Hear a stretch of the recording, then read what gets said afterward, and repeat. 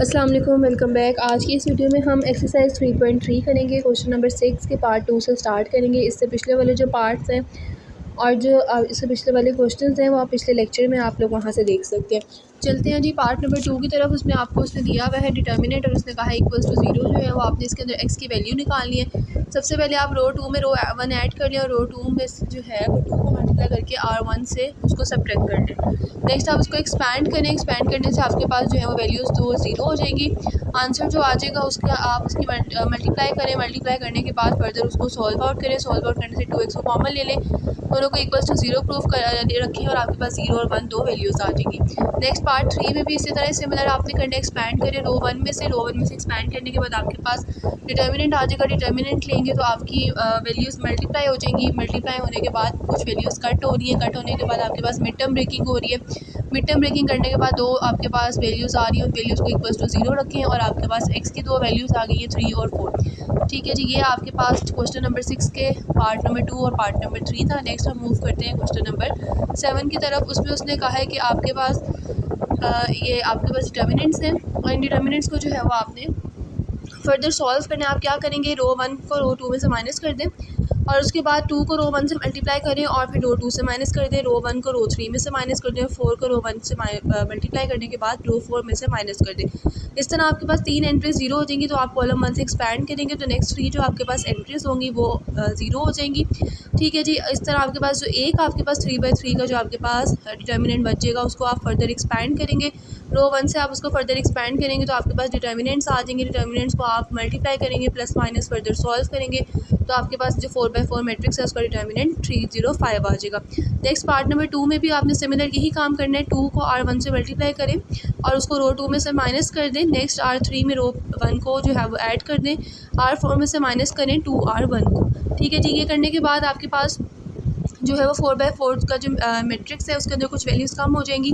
Values कम होने के बाद आप क्या करेंगे, रो 1 से उसको एक्सपैंड करें। एक्सपैंड करने के बाद फिर आप वही डिटर्मिनेंट लेंगे और फर्दर उसको मल्टीप्लाई कर देंगे। मल्टीप्लाई और करने के बाद प्लस माइनस करने के बाद आपके पास -2 to 8 जो है वो आपके पास सेकेंड जो आपका पार्ट है उसका डिटर्मिनेंट आ गया। नेक्स्ट चलते हैं थर्ड पार्ट की तरफ। उसमें उसने कहा है रो 2 और रो 1 को आप ऐड कर दें।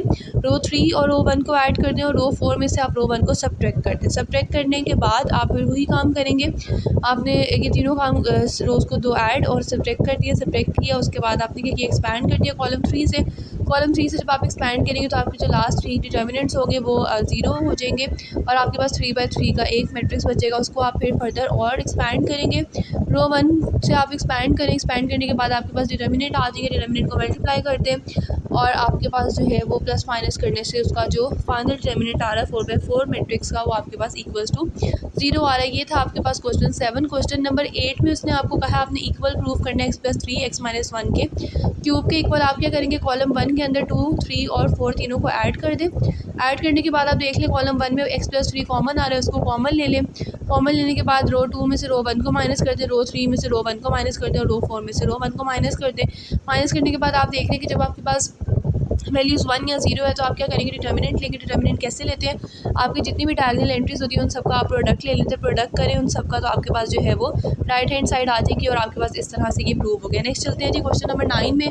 उसने आपको कहा है कि आपने फाइंड आउट करना है ए को मल्टीप्लाई करेंगे ए ट्रांसपोज से और उसका डिटर्मिनेंट, एंड ए ट्रांसपोज को ए से मल्टीप्लाई करके उसका डिटर्मिनेंट। आपके पास ए है, उसको आप क्या करें, सबसे पहले ए ले लें, उसका फिर आप देन उसका ए का ट्रांसपोज ले लें। अब आप क्या करेंगे, ए को ए ट्रांसपोज के साथ मल्टीप्लाई कर देंगे। ए भी आपने ले लिया था, ए ट्रांसपोज भी ले लिया था, दोनों को आप मल्टीप्लाई करेंगे।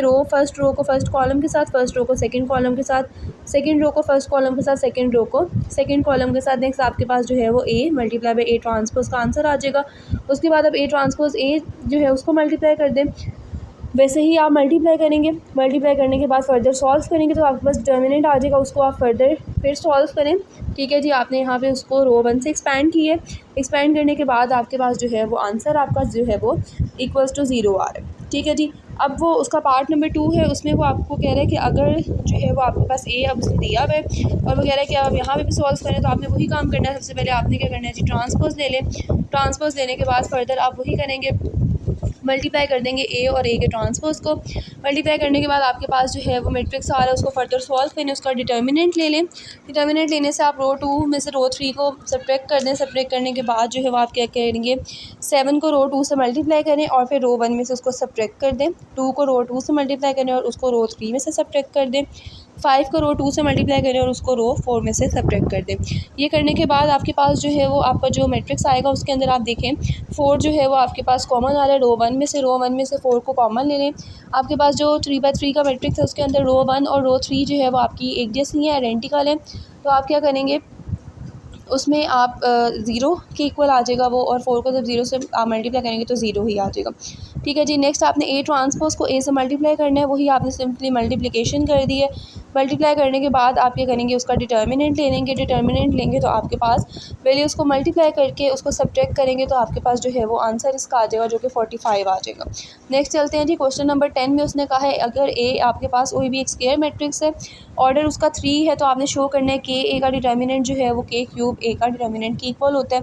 आपने ए मैट्रिक्स लेट कर लिया, ठीक है जी, और ऑर्डर 3/3 है और के उसको आप स्केलर है तो उसकी मल्टीप्लिकेशन भी हो सकती है। के को आप अंदर मल्टीप्लाई करवा दें और नेक्स्ट में आप क्या करेंगे, आप उस नेक्स्ट वाले स्टेप में आप के को कॉमन ले लेंगे। कॉमन लेंगे तो रो 1, रो 2 और रो 3 तीनों में से के को कॉमन लेंगे तो के का क्यूब आ जाएगा बाहर, और अंदर वाला मैट्रिक्स आपके पास ए का डिटर्मिनेंट बच जाएगा और वही आपका जो है वो प्रूफ हो जाएगा जो आपने प्रूफ करना था लेफ्ट हैंड साइड और right hand side. Question number 11 में कह रहा है find the value of lambda if A and B are singular. Singular अगर है, सिंगुलर कब होते हैं, जब आपके पास वैल्यूज़ इक्वल्स टू 0 होती हैं। आपने बताना है कि भाई अगर सिंगुलर हैं तो आपने लेम्डा की वैल्यूज़ फाइंड कर देनी है। सिंगुलर है तो आप क्या करेंगे जी, डिटर्मिनेंट ले लें, उसके बाद आप उसको एक्सपैंड कर दें। एक्सपैंड करने के बाद आपके पास सॉल्व करने के बाद लेम्डा की वैल्यू जो है वो 3 आ गई है। नेक्स्ट पार्ट चलते हैं, उसमें भी सिमिलर यही काम करना है आपने।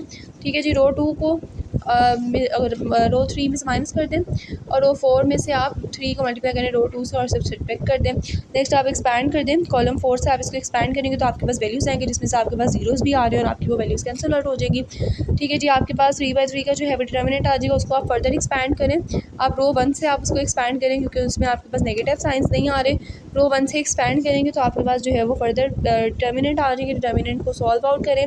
सॉल्व आउट करने के बाद आपके पास जो है लेम्डा की वैल्यू आपके पास जो है वो 4 आ रही है। तो आपके पास बी जो है वो एक सिंगुलर मैट्रिक्स है अगर आपके पास लेम्डा की वैल्यू 4 होगी। ठीक है जी। क्वेश्चन नंबर 12 की तरफ चलते हैं, उसमें कह रहा है which of the following matrices are singular and which of them are non singular. हमने सिंगुलर और नॉन सिंगुलर के बारे में बताना है। सिंगुलर तब होते हैं जब आपके पास इक्वल्स टू 0 आ रहा होता है। नॉन सिंगुलर तब होते हैं जब नॉन इक्वल टू 0 आ रहा होता है आपके पास। इसमें आप वही एक्सपैंड करेंगे, एक्सपैंड करने के बाद आप आंसर निकालेंगे। आंसर आपके पास 24 आ रहा है which is not equal to 0, तो आपके पास जो है वो ये नॉन सिंगुलर मैट्रिक्स है। सेकंड में आप जब फर्दर सॉल्व करेंगे तो आपके पास आंसर 0 आ रहा है जो कि इक्वल है 0 के, तो आपके पास ये सिंगुलर मैट्रिक्स होगा। ये थी आपके पास आज का लेक्चर, एक्सरसाइज थी। इसके अंदर अगर आपको कोई भी कन्फ्यूजन है तो आप कमेंट सेक्शन में पूछ सकते हैं। फर्दर मोर ऑनलाइन क्लासेस के लिए डिस्क्रिप्शन में नंबर मेंशन है, आप उस पर कॉन्टैक्ट कर सकते हैं। अल्लाह हाफ़िज़।